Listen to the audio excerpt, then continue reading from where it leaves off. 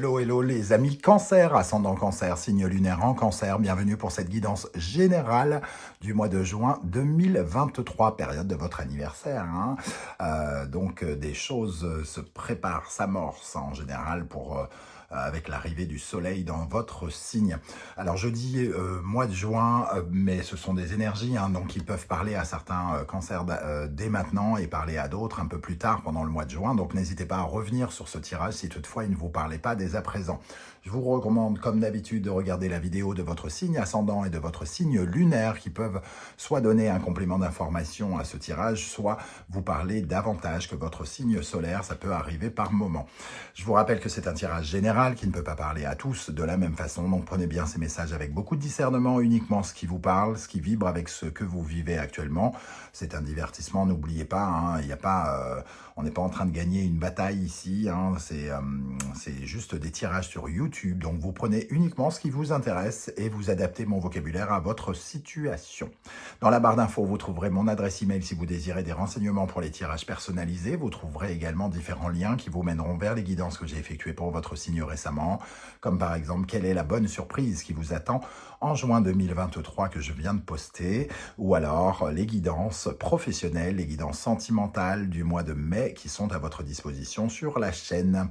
On va pouvoir commencer. Je vous rappelle que vos likes, vos commentaires, vos demandes d'abonnement, vos partages sont essentiels pour l'existence de la chaîne parce que sinon on finit tout bêtement dans le tréfonds du trou du cul du net puisque sans likes, sans commentaires, on n'a aucune visibilité sur YouTube. C'est un algorithme. Donc merci de m'encourager en likant et partageant la vidéo et en commentant, pardon, la vidéo. Allez, on y va avec l'énergie principale ici qui vous accompagnera pendant le mois de juin. Nous avons l'empereur qui apparaît ici inversé. Je vous la montre à l'endroit. Ici, l'empereur qui apparaît inversé. Donc ça nous parle de quelque chose qui vous déstabilise. Qui vous déstabilise concrètement. L'empereur, il est censé avoir du pouvoir, est censé être parfaitement bien dans sa vie, notamment matérielle, concrète, professionnelle.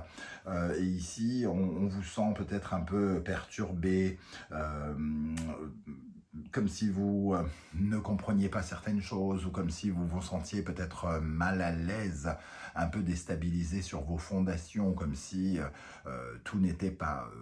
sûr, tout n'était pas safe dans votre vie, comme si vous ne vous sentiez pas totalement en sécurité à l'endroit où vous vous trouvez actuellement. Ça nous parle d'un climat de fragilité, ce qui ne veut pas dire que vos fondations sont remises en question. C'est vous qui vous sentez peut-être un peu, déstabilisé ou quelque chose remet met en lumière des fragilités, ou alors vous vous enlisez un petit peu dans la matière parce que vous êtes peut-être, vous avez peut-être plein de choses à gérer ou quelque chose comme ça. Alors, une carte à l'envers, ça ne veut pas forcément dire que le mois va être pourri, je le rappelle, mais ici, vous allez peut-être vous sentir un petit peu fragilisé ou déstabilisé par certaines choses. On va essayer d'en découvrir, bien sûr, un peu plus avec ces énergies. On va commencer par la première colonne. La seconde viendra apporter plus de précision.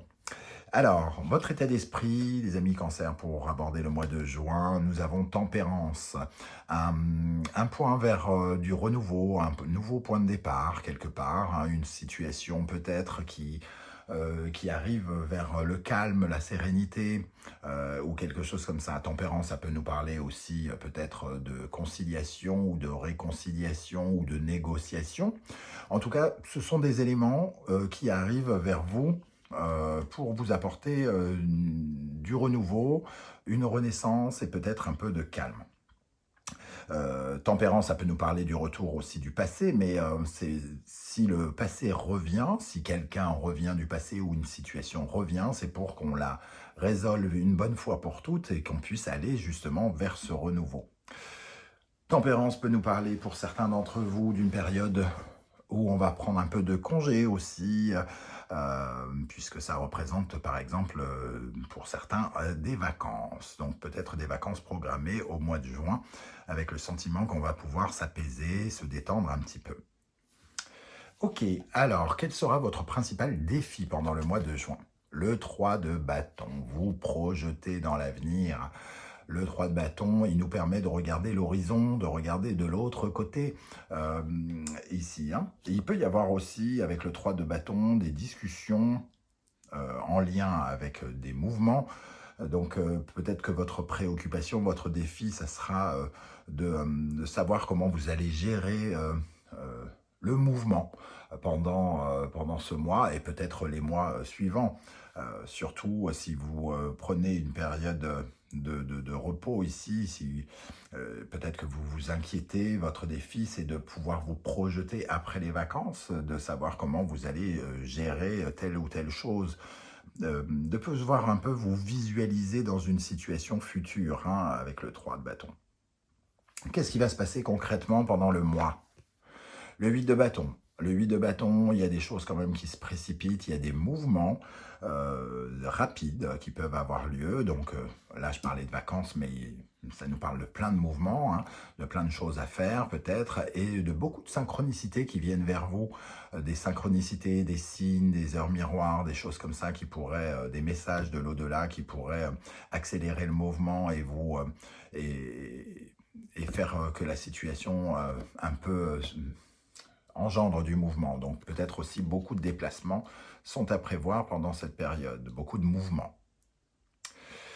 Quelle est l'énergie qui va vous aider particulièrement pendant le mois de juin?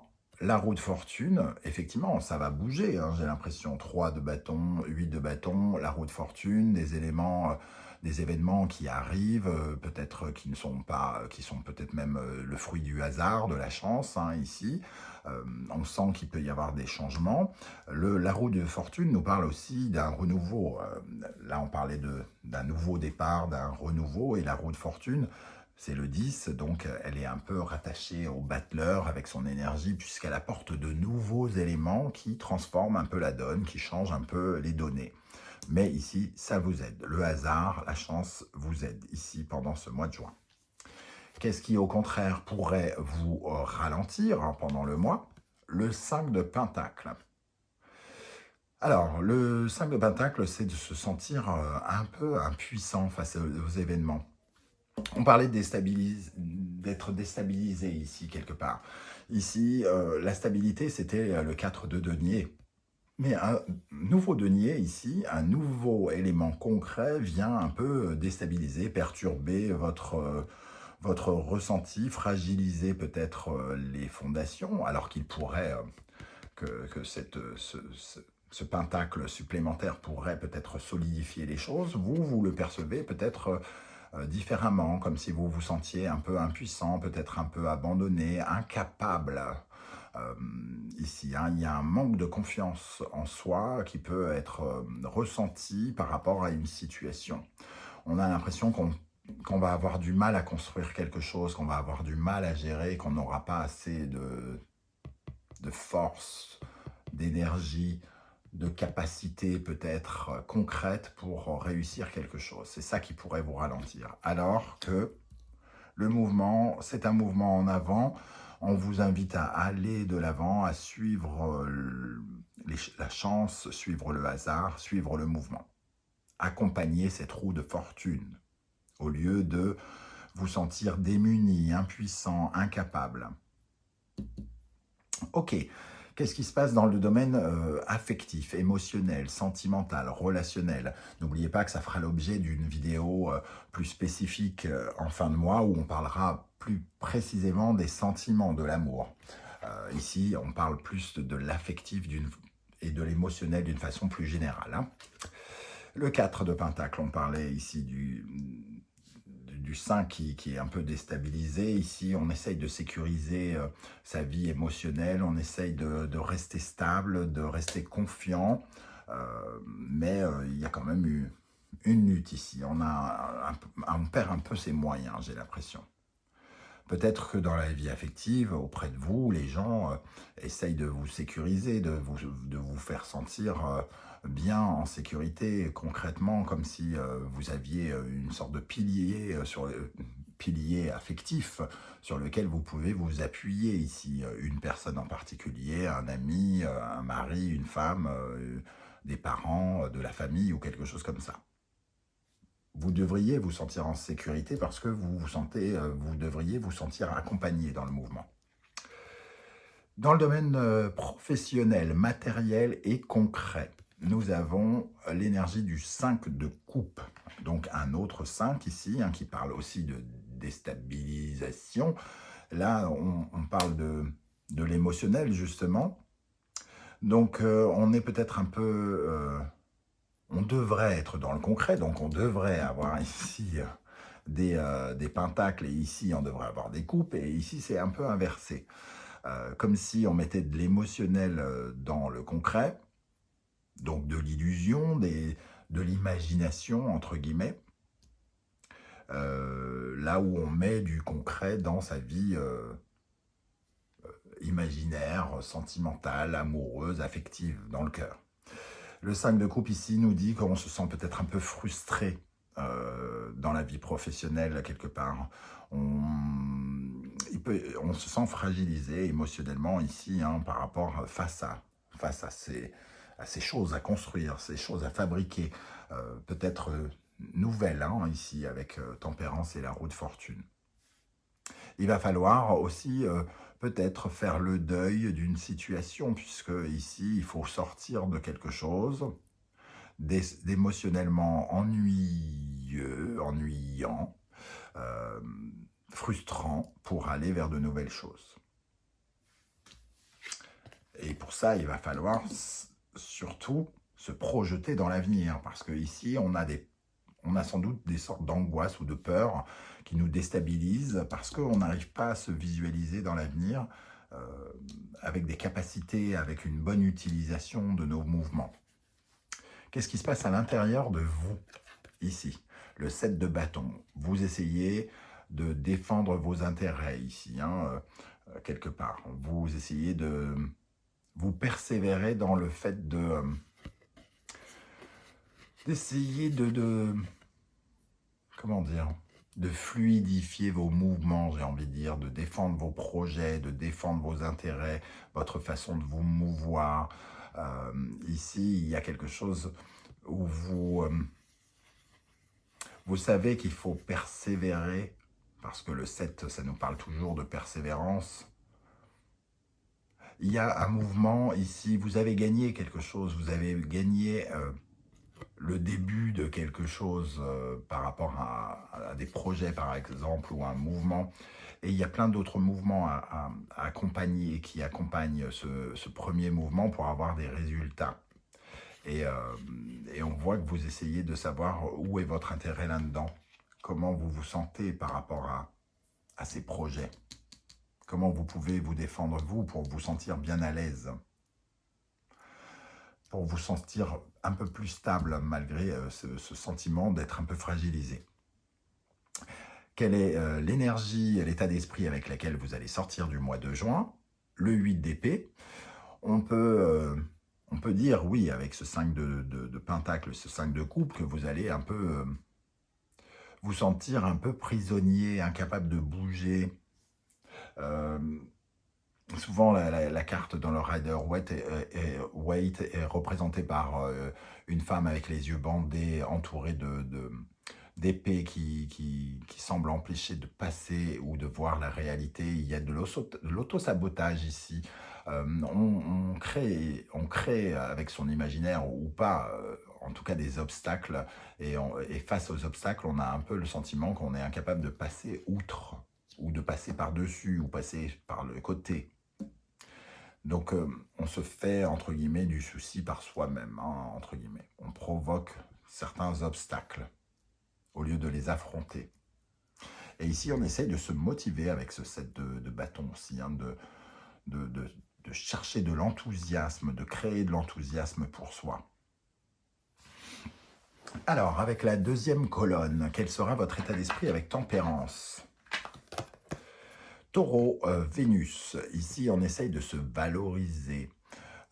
On essaye de prendre du bon temps aussi. Pour moi, le signe du Taureau et Vénus, c'est profiter de la vie, c'est jouir de la vie, c'est les bons vivants, c'est les terriens, hein, ceux qui aiment bien manger, ceux qui aiment bien vivre. Tempérance, donc pour des vacances notamment, c'est vraiment de profiter de ces moments en se faisant plaisir. Il y a aussi essayer de trouver du renouveau par rapport à sa confiance, par rapport à sa valorisation aussi, de guérir quelque chose, tempérance, on essaye de guérir sa confiance en soi ou quelque chose comme ça, et ça me semble important parce que ici, on se sent un peu, j'ai envie de dire, le mot qui un peu comme si on était disqualifié ou comme si on se disqualifiait soi-même. Je m'interdis de réussir, je m'interdis d'y arriver. Je m'interdis d'avoir confiance en moi. Et ici, on travaille là-dessus, hein, quelque part. On essaye de redorer sa confiance en soi. Quel est votre principal défi avec le 3 de bâton? Donc ici, on parlait de se visualiser plus loin. Et ici, on parle de sortir de certains comportements anciens, certains blocages personnels anciens, de se libérer finalement de prisons dans lesquelles on s'enferme personnellement. Ça peut représenter des anciens mécanismes, Capricorne, Saturne, c'est des blocages de la psychorigidité, de la dureté, de la froideur. Et ici, le Verseau et Uranus nous invitent à provoquer un changement, de laisser du vieux derrière nous pour aller vers du jeune, de la nouveauté. Donc on parle bien de se projeter dans de la nouveauté ici, hein, et d'arrêter de s'enfermer dans un mode de fonctionnement qui est plutôt habituel, routinier et qui date d'il y a longtemps, pour aller vers la nouveauté et sortir de certaines de nos prisons personnelles. Qu'est-ce qui va se passer avec le 8 de bâton? On parlait de synchronicité ici, et ici on parle d'éclairage nouveau par rapport à justement à la balance, donc la balance et Vénus, donc à créer de l'harmonie. Hein. On essaye il y a des synchronicités qui créent peut-être de nouvelles harmonies, de nouvelles relations ici. Il y a peut-être une accélération par rapport à des rencontres. Ici, on parlait de beaucoup de mouvements, il peut y avoir des réunions, il peut y avoir des rencontres avec des personnes ici, des éclairages sur se présenter à des gens, rencontrer des gens, avoir de nouveaux sentiments pour de nouvelles personnes. Ici, c'est peut-être ce qui pose problème, on rencontre peut-être de nouvelles personnes et on se sent frustré peut-être par rapport à ces personnes. Peut-être incapable. On se compare peut-être ici à ces personnes qui brillent. Ok, mais on nous met ces personnes sur notre route, c'est des synchronicités, on accélère quelque chose d'un point de vue relationnel.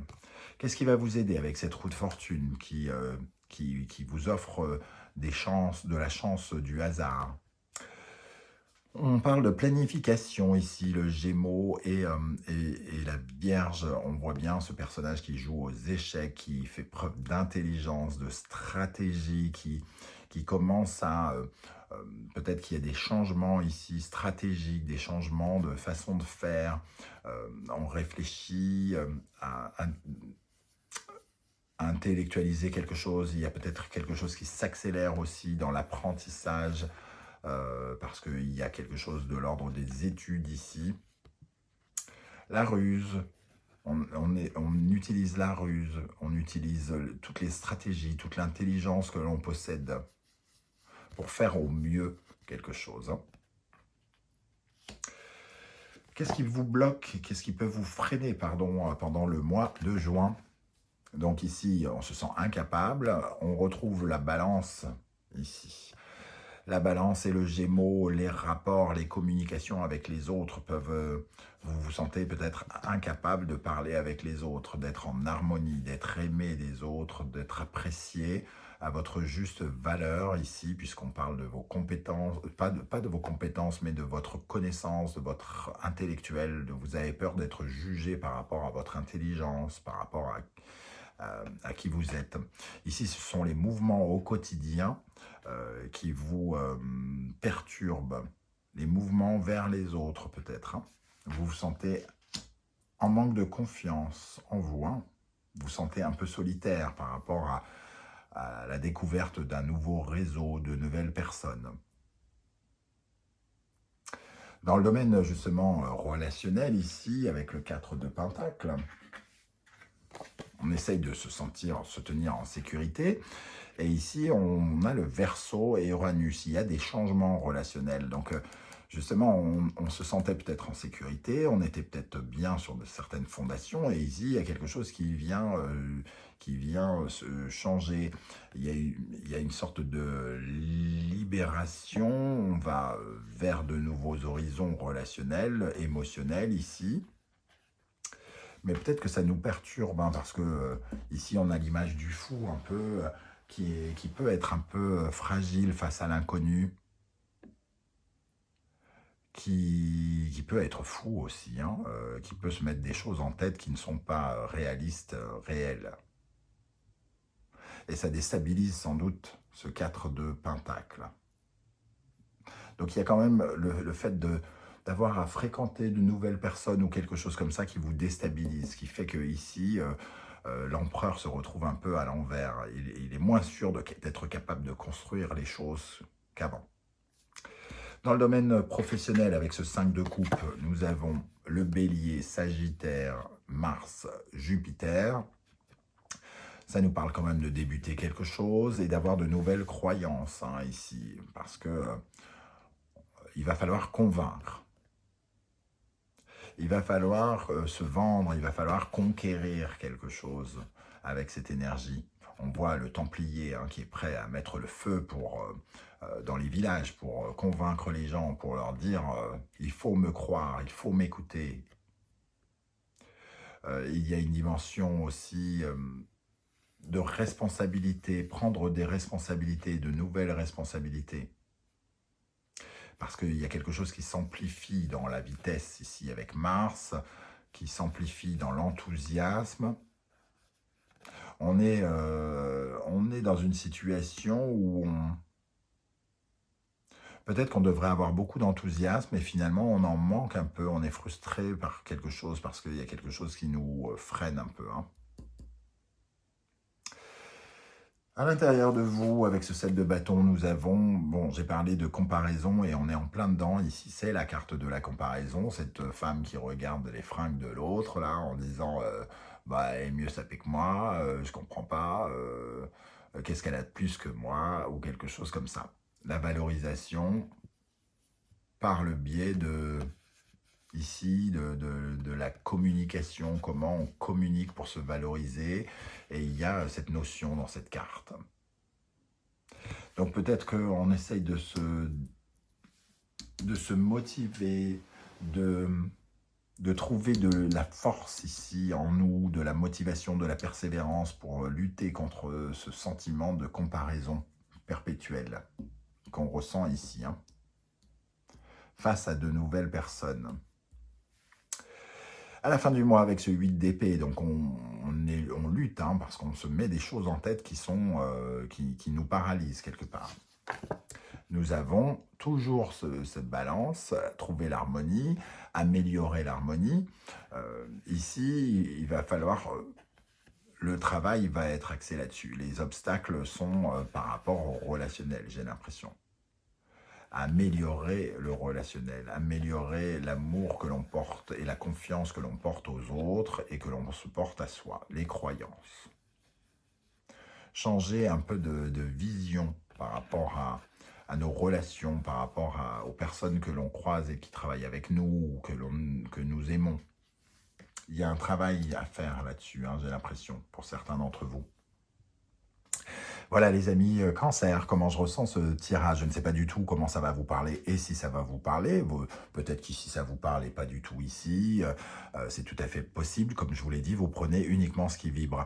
N'oubliez pas de commenter, hein, justement, pour me dire un peu comment ça se passe. J'aurai plaisir à vous lire et à vous répondre. Si vous ne voulez pas vous étendre sur le sujet sur YouTube, vous mettez juste un petit émoticône pour me dire que vous êtes passé par ici. J'aurai plaisir à vous saluer et à voir que vous êtes passé, tout simplement. N'oubliez pas de liker, de partager, de vous abonner pour me soutenir et m'encourager à faire grandir cette chaîne. Je vous remercie de m'avoir écouté. On se retrouve très très bientôt avec de nouvelles guidances, notamment les messages de vos guides. En attendant, prenez bien soin de vous les amis cancer. Merci d'être là et à très bientôt. Ciao ciao.